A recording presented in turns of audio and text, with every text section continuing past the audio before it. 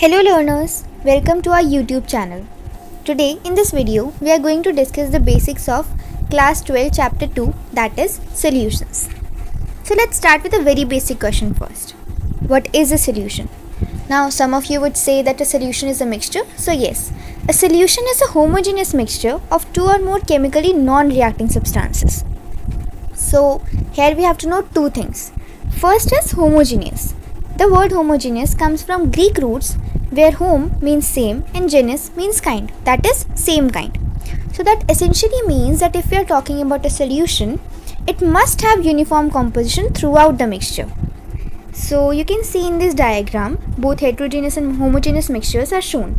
In the heterogeneous mixture, the purple balls are more in the upper region while green balls are more in the lower region. While in the homogeneous mixture, they are spread out uniformly. So this one is an example of uniform composition throughout the mixture, that is homogeneous mixture, and this can be termed as a solution, while heterogeneous mixture will not be a solution. So on that basis, can oil and water make a mixture? That is, if we are taking a mixture of oil and water, will it be termed as a solution or not? Then no. Oil and water will not be a solution because oil and water will form separate layers and it will not have uniform composition throughout the mixture. So can a mixture be made with salt and water? Then yes. Salt and water, if they are mixed together, then they can form a solution because it will have uniform composition throughout. The second thing is that the components that we are taking should not react with each other to form a third new compound.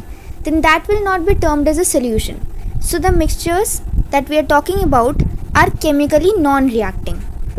Now on that basis, if we are mixing HCl and NaOH, then will it be termed as a solution? Then no, because HCl and NaOH being acid and base will react to give you salt and water.